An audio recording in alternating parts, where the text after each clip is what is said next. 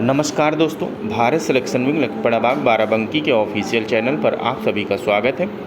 Dictation Ramdhari Gupta, खंड 2, प्रतिलेखन संख्या 12, स्पीड 60, स्टार्ट होगा 5 सेकंड बाद।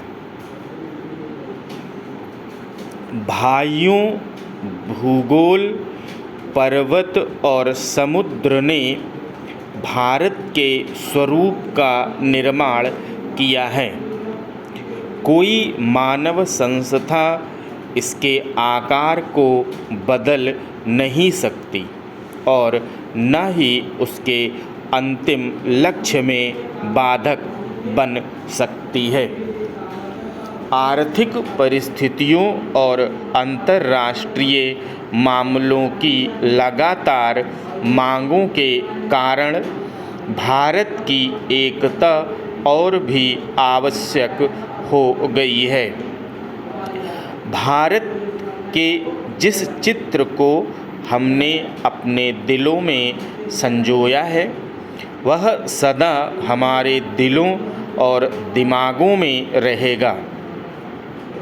अखिल भारतीय कांग्रेस समिति गंभीरता से यह विश्वास करती है कि जब वर्तमान भावनाओं की उत्तेजना समाप्त हो जाएगी तो भारत की समस्याओं को उचित परिप्रेक्ष्य में देखा जाएगा और भारत में दो राष्ट्रों के अस्तित्व के झूठे सिद्धांत को समाप्त कर दिया जाएगा और सभी इसका त्याग कर देंगे।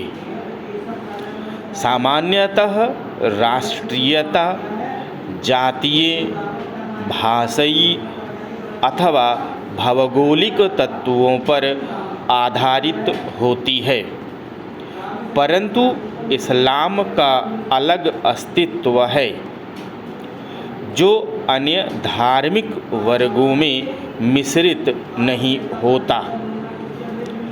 55 वर्ष की स्वतंत्रता, धर्मनिरपेक्ष राष्ट्रीयता के बाद आज भी कई जिम्मेदार मुस्लिम नेता दावा करते हैं कि मुसलमान अलग राष्ट्र है।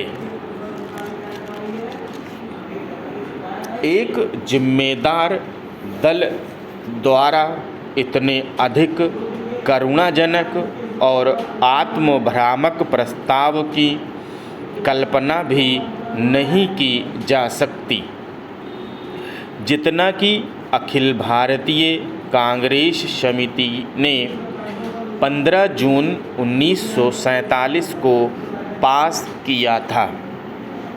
सभी नेता थक चुके थे और बूढ़े हो रहे थे।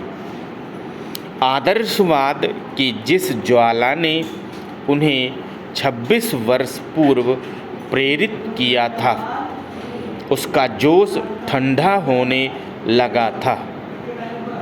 कांग्रेस का विकास सदा ही बदलते नेतृत्व के माध्यम से हुआ था, परंतु पिछले 25 वर्षों में वही नेता कांग्रेस की सत्ता संभाले हुए थे।